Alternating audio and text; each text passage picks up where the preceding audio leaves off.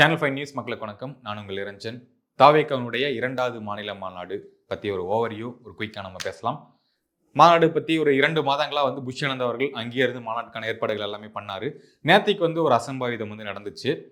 ஒரு மாணவர் பேனர் கட்டும்போது எலக்ட்ரிக் ஷாக் அடித்து இறந்தார் அப்படிங்கிற ஒரு விஷயம் ஒன்று. அதுக்கப்புறம் 100 அடி கொடிக்கம்பம் விழுந்து ஒரு இனோவா ஃபுல்லாக பிளாஸ்ட் பண்ணிட்டாங்க.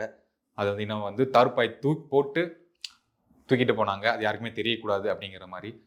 இந்த 2 விஷயம் நடந்ததுக்கப்புறம் இன்னைக்கு மாநாடு நடந்துச்சு. கரெக்டாக ஒரு 6 மணிக்குள்ளே முடிக்கிற மாதிரி 5:30 மணிக்குள்ளே முடிச்சுட்டாங்க. வெயிலோட வெயிலா, சூட்டோட சூட்டா அப்படிங்கிற மாதிரி தான் இருந்துச்சு. விஜய் அவர்கள் வந்தார். அந்த பின்னாடி என்ட்ரிலேருந்து முன்னாடி ஒரு ரேம்ப் வாக் போயிட்டு பொதுச் செயலாளர் பேசினார், ஆதவர்ஜனா பேசினாங்க, அதுக்கப்புறம் மதுரையை சேர்ந்த உறுப்பினர்கள் பேசினாங்க. அதுக்கப்புறம் டைரெக்டாக விஜய் அவருடைய ஸ்பீச் பார்த்தோம். சூப்பராக பேசினார். ஒரு மாசான ஸ்பீச் கேட்டோம். நிறைய பஞ்ச் லைன்ஸ் எல்லாமே இருந்துச்சு. ஓகே, இதனுடைய பாயிண்ட்ஸ் என்ன அப்படின்னு பார்த்தோம்னா, சொன்ன விஷயம் தான் திரும்ப சொல்லியிருக்காரு. கொள்கை எதிரி பாஜக, அரசியல் எதிரி திமுக அப்படின்னு சொன்னாரு. இன்னொன்னு, மறைமுகமாவோ இல்ல நேரடியாவோ பாஜகவுடன் கூட்டணி போக மாட்டோம். அப்படி நாங்க கூட்டணி போறதுக்கு நாங்க என்ன ஊழல் கட்சியா நடத்திக்கிட்டு இருக்கோம் அப்படின்னு ஒரு மறைமுகமா அதிமுகவுக்கு ஒரு செக் வச்சுட்டாரு. டைரக்டா அதிமுகன்னு பேர் வாயில எங்கிருந்துமே வரல.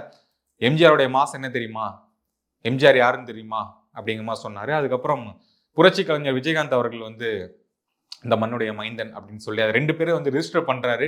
மேபி அவங்களுக்கு அப்புறம் நான், அதாவது அரசியல் சினிமா 2 கலந்து பார்க்கும்போது இவங்க 2 பேத்துக்கு அப்புறம் நான் வரேன் அப்படிங்கிற மாதிரி சொன்னாரு. இன்னொன்னு, ஸ்டார்டிங்ல ஒரு கதை சொல்லிட்டாரு. சிங்கம்னா யாரு தெரியுமா, காட்டுக்கு ராஜா, வேடிக்கை பார்க்கலாம் வராது, வேட்டைக்கு தான் வரும் அப்படின்னாரு.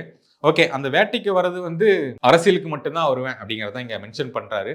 அதுதான் இங்க கொஞ்சம் பிரச்சனையா இருக்கு. ஏன்னா மக்களுக்காக எந்த பிரச்சனைக்குமே களத்துக்கு வராத ஒருத்தர் எப்படி வேட்டைக்கு மட்டும் வர்றது, தேர்தலுக்கு மட்டும் வர்றது அப்படிங்கிற மக்களே அந்த கேள்வி கேட்பாங்க.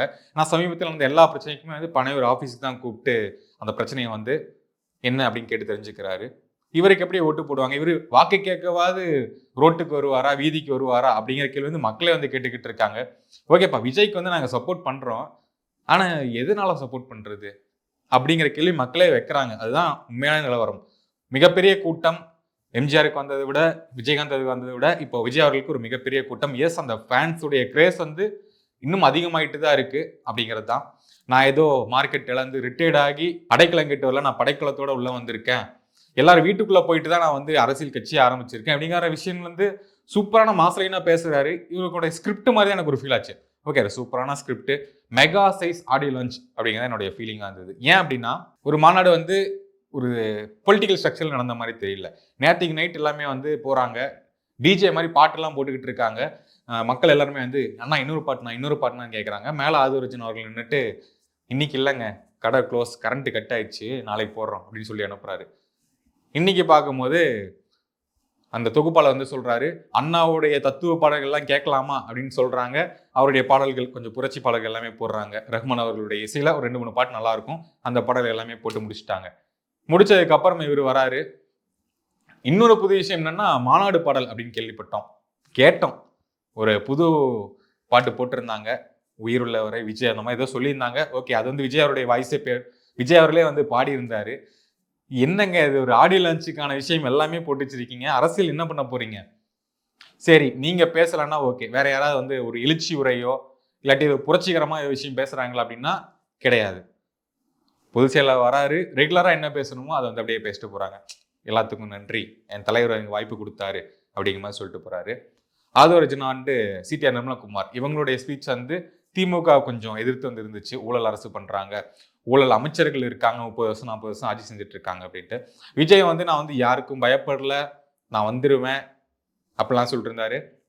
அவரே வரல, இவர் வருவாரா அப்படிங்கிற மாதிரி ரஜினி ஒரு பக்கம் சொல்றாரு. மார்க்கெட் போனதுக்கு அப்புறம் வந்தனா அப்படின்ட்டு கமல ஒரு பக்கம் சொல்றாரு. இவர் கரெக்டான டைம்ல வந்திருக்காரு அப்படின்னு அவரே நினைச்சிருக்காரு போல. ஓகே, மக்கள் ஆதரவும் அவருக்கு இருக்கு அப்படிங்கிறது தான் தாவேக்கானுடைய எண்ணமா வெளிப்படுது இந்த மாநாட்டில். ஓகே, பாயிண்ட் என்னப்பா அப்படின்னு கேட்டீங்கன்னா, பாயிண்ட் எதுவுமே கிடையாது. கேட்டுச்சா ஜி, மோடிஜி என்ன ஜி அப்படிங்கிற மாதிரி ஜி ஒரு 2-3 டைம் சொன்னாரு. இந்த பக்கம் ஸ்டாலின் அங்கிள், மைடியர் அங்கிள் அப்படிங்கிற மாதிரி சொன்னாரு. ஓகே, இது ஒரு அங்கிள்னு சொல்றதோ இதெல்லாம் எவ்வளோ நாகரிகமான விஷயம் தெரியல. ஏன்னா திமுக தரப்புலேருந்து விஜயை பத்தி நீ வாயை திறக்கல. விஜய்ன்ட்டே இன்னும் அவங்க அமைச்சர்கள் வாயிலிருந்து யார் வாயிலும் வரல. ஒரு சிலர் மட்டும்தான் விஜயை பத்தி விமர்சனமே பண்றாங்க.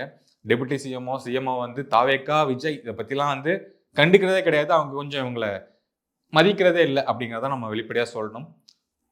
அவரை போயிட்டு அங்கிள் அப்படின்னு சொல்லி விமர்சனம் பண்ணுறாங்க. இதுக்கான ஒரு பெரிய விவாதம் வந்து கண்டிப்பாக உருவாகும். ஸ்டாலின் அங்கிள், விஜய் அங்கிள் அப்படின்னு ஹேஷ்டேக் போட்டு மிகப்பெரிய அளவில் ட்ரெண்டாக இருக்கான வாய்ப்புகளும் இருக்குது. இந்த பாயிண்ட் எதுவும் கிடையாதுங்க, அவ்வளோதான். மக்கள் ஆதரவு கண்டிப்பாக இருக்குது. அந்த ஆதரவு எப்படி கூட்டமாக மாறிச்சோ அந்த கூட்டம் எப்படி வாக்கா மாறும் அப்படிங்கிறத வந்து நம்ம பொறுத்து இருந்து தான் பார்க்கணும். 234 தொகுதியிலும் உங்கள் விஜய் வந்து நிற்கிறாரு. அதுக்கான ஆதரவு வந்து எப்படி மக்கள் தராங்க அப்படின்னு நம்ம பொறுத்து இருந்து தான் பார்க்கணும். இந்த மீட்டிங் பற்றினுடைய உங்களுடைய கருத்துக்கள் வந்து கமெண்ட் பாக்ஸில் வந்து பதிவிடுங்க. தேங்க்யூ ஃபார் வாட்சிங். நன்றி.